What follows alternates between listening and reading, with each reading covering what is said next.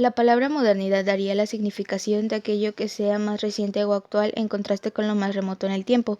Viene de modo, sinónimo latino de nunc, que significa ahora.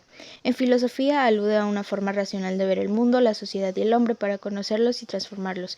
Los pensadores modernos concibieron la historia como un proceso con sentido que se dirige hacia la emancipación del hombre y la naturaleza.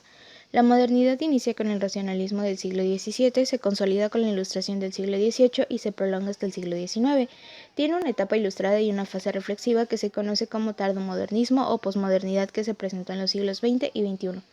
Algunas de sus características es que fue un movimiento optimista, aumentó el alfabetismo, la creación de escuelas públicas a nivel primario y secundario, tenían fe en la razón orientada al dominio del mundo, se instituyó un parlamento, una constitución y derechos racionalmente establecidos por funcionarios especializados.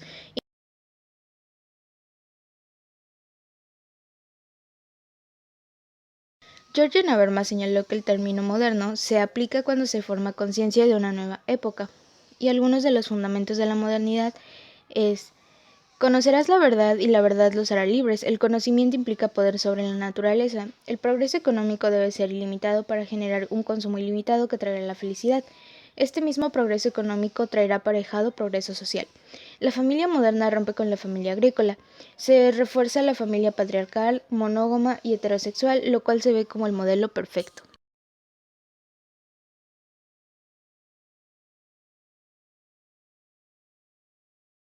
Modernización. El concepto está referido al crecimiento económico con el apoyo de la aplicación científica en forma de tecnología. La modernización ha sido un proceso continuo que se presenta en distintos grados tanto en el tiempo como en el espacio.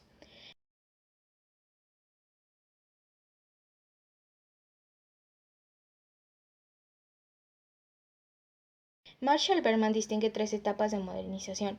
La primera abarca desde comienzos del siglo XVI hasta finales del siglo XVIII. La segunda comienza con la Revolución Francesa y se extiende por el siglo XIX. La tercera se da en el siglo XX con los logros acumulados constantemente.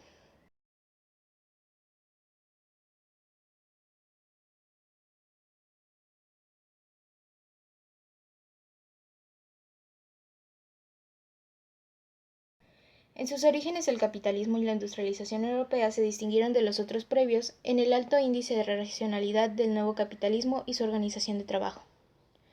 Max Weber estudió una coyuntura que se presentó en los primeros procesos de industrialización. Los altos salarios no afectaban el rendimiento laboral, pero los trabajadores calvinistas eran más productivos por su misma formación religiosa que reforzaba la obligación al trabajo y el austero dominio de sí. Este espíritu de progreso no podía interpretarse como amor al mundo, pues la acumulación económica llegó a ser muy respetada, pues se tomaba como prueba el favor divino en el mundo. Weber menciona que, en contexto ascético, el empresario capitalista aborrecía la ostentación, incluso sentía alegría por la satisfacción y orgullo de haber dado trabajo a muchos hombres y contribuir al florecimiento de su ciudad nativa.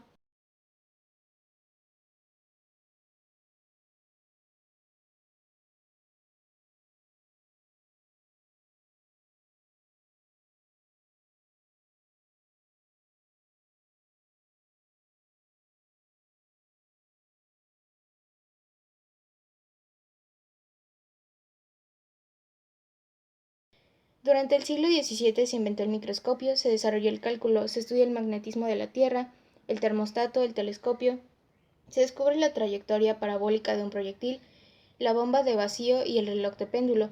Se estudia la circulación de la sangre y se formula la ley de Boyle.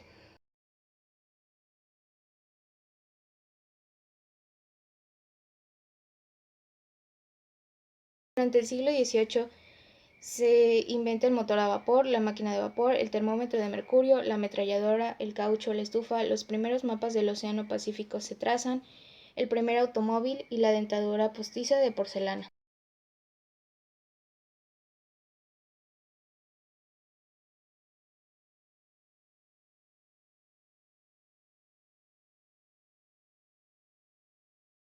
La segunda fase tiene como base el proceso económico de industrialización, el cual posibilitó la economía capitalista.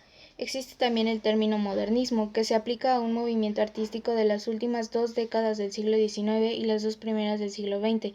Fue un movimiento cultural y artístico en el que hay desacuerdo con la civilización burguesa, rechazan formas y sintaxis instituidas, experimentaban deseo de renovación. Las líneas, el color, los sonidos y el movimiento dejaron de servir y pasaron de ser medios de expresión a ser por sí mismos objetos estéticos.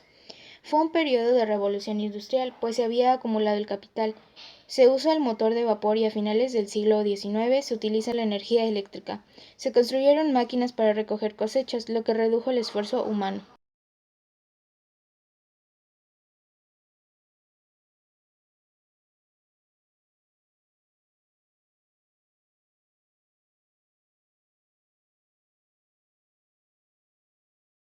Durante los siglos XVIII y XIX, la industrialización desplazó la manufactura a la fábrica para atender los requerimientos de las sociedades. Surgió la clase trabajadora o asalariada que cambiaba su energía corporal por un salario. La industrialización estimuló el crecimiento de las ciudades. Las industrias fueron polos de atracción para la población que se instalaba alrededor, lo que implicaba migraciones. El trabajo se realizaba en jornadas superiores a las 15 horas diarias en fábricas peligrosas e insalubres. Algunos empresarios preferían contratar a mujeres y niños. El salario que se regía por la ley era bajo e inseguro. No existía ley de previsión social ni sobre accidentes del trabajo.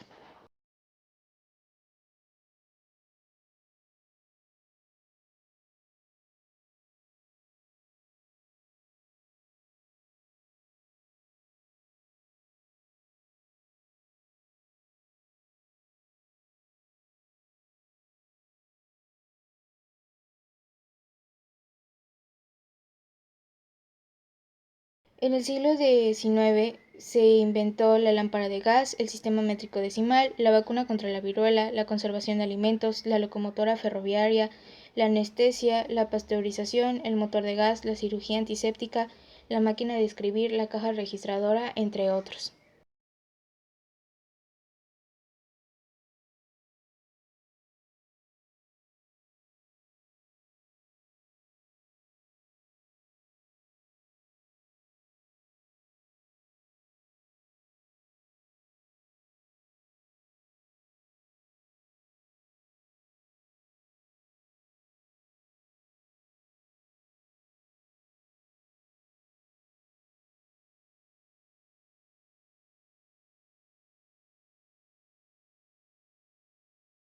La tercera fase se identifica a partir de la posguerra y se liga a la cuestión del desarrollo económico. Se expande con el apoyo de la informática y la globalización.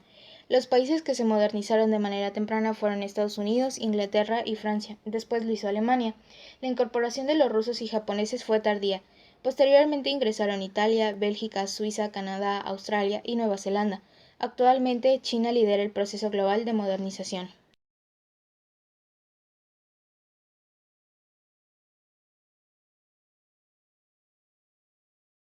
Se requiere la supresión del proteccionismo del Estado, la liberación del mercado, la racionalización de la producción y la liquidación de empresas ineficientes. En lo jurídico, la independencia del Poder Judicial frente al Ejecutivo y el régimen sin privilegios. En lo administrativo, la tecnificación de la gestión.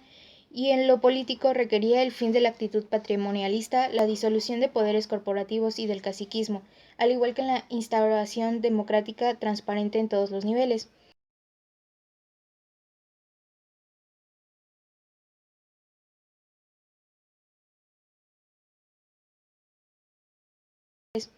Algunos descubrimientos del siglo XX fue el cine sonoro, la aspiradora, el procesador de texto, la síntesis completa de un gen, la fibra óptica, el trasplante del corazón, el disco compacto, la píldora anticonceptiva, la realidad virtual y la fusión nuclear.